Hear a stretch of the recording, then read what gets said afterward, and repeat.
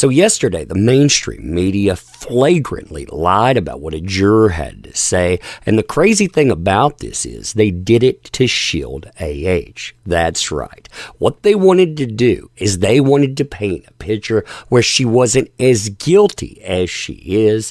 Well, you and I, we're going to look through what that juror actually had to say. We're going to compare it to what they reported. Fun times, huh? Fun times indeed. So, hey there to all you fine folks on this fine day, by the way. I hope you were doing excellently. Yesterday, Good Morning America decided that they were going to air an exclusive. They were going to tell you what a juror had to say. And interestingly enough, they either omitted part of what the juror had to say or they lied about it flagrantly. I mean, it is messed up. What's crazy about this is they put some of the truths in the printed edition of this, though. I want to show you that printed edition. I'm just going to read through this, really compare and contrast. I mean, it's crazy. So a juror in the JD-AH defamation trial said in an interview that aired Thursday on GMA that when the actress cried during her testimony, the jury only saw quote-unquote crocodile tears. It didn't come across as believable. It seemed like she was able to flick the switch on her emotions. She would answer one question and she would be crying. 2 seconds later, she would turn to ice. It didn't seem natural. JD, he said, just seemed a little more real in terms of how he responded to questions. Now, I'm skipping over quite a few statements by GMA because GMA, they want to monologue throughout this, and they actually do that again right here. But I want to point this sentence out because I want to show you just how misleading it is in context with what the juror has to say. Quote, "Why would you buy the other person a knife? AH's credibility was suspect throughout the duration of the trial," the juror said. Besides how she acted on the stand, several other factors led the jury to believe she was not credible. Now, this is a statement by them. They're saying the jury concluded they were both abusive to each other, but AH's team failed to prove JD's abuse was physical. And that's not what this says at all. Listen to what the juror actually says. They had their husband-wife arguments. They were both yelling at each other. I don't think that makes either of them right or wrong. That's what you do when you get into an argument, I guess. But to rise to the level of what she was claiming, there wasn't enough or any evidence that really supported what she was saying. Again, you see this statement right here?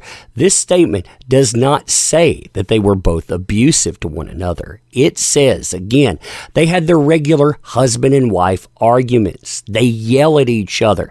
That's what people do sometimes. They get into arguments. But the claims that she said about JD, all of those insane things, yeah, they didn't find that. So that, again, that's the statement versus what they wanted to put in. And what they interject, it's absolutely crazy. It continues, too.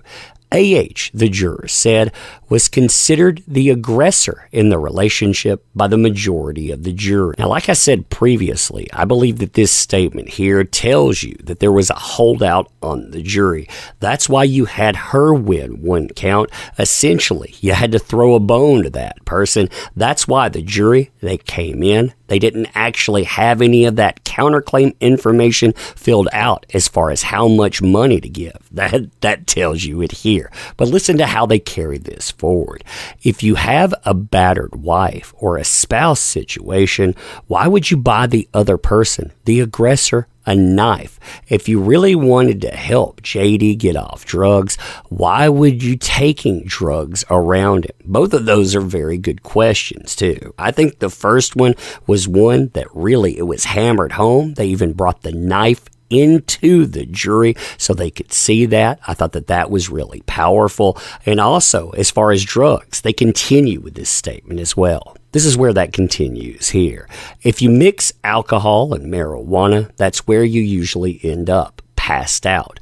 We discussed at length that a lot of the drugs she said she used, most of them were downers, and you usually don't get violent on downers. You become a zombie, as those pictures showed. And that's absolutely what we saw from her evidence, too.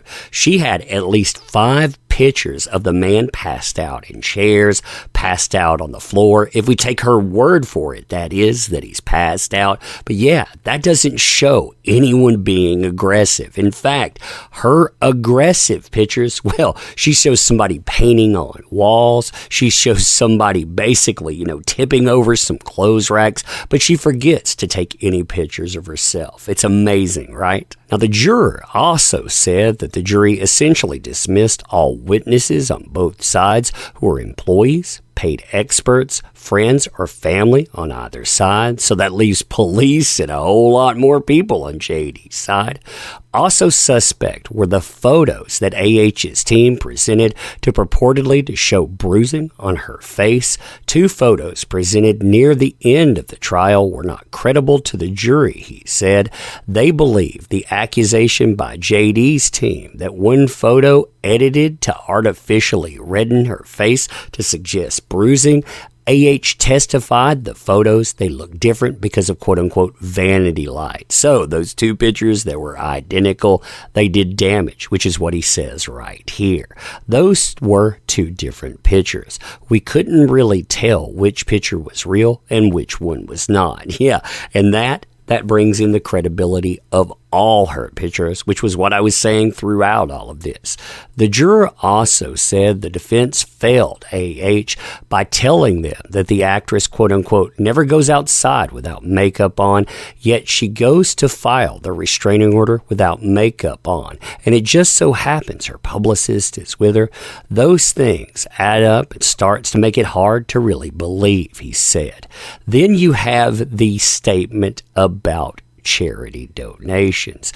The jurors said that the 4-hour debate over the difference between pledge donation and an actual donation ending up being a fiasco for her. The fact is, she didn't give away much of it at all. It was disingenuous. He also blamed her legal team for giving her poor advice, such as looking directly at the jury when responding to questions. All of us were very uncomfortable at that, he said. He also said that her team had sharp elbows versus being sharp. They would cut people off in cross because they wanted one specific answer without context. They were forcing people to answer a very narrow question, which was obvious, he said. She needed better advice. Then you get to another part here. The juror denied that the jury was swayed by outside forces. He and at least 3 others did not have Twitter accounts. Some people said we were bribed. That's not true. Social media did not impact us. We followed the evidence. We didn't take into account anything outside the courtroom. We only looked at the evidence. These are very serious accusations and money involved. So we aren't taking it lightly. The juror also said that no one was starstruck. Their individual celebrity never played a factor in the decision. While he admitted he knew of JD more than her, he hadn't seen very many of their films. None of us were really fans of either one of them. So, yeah.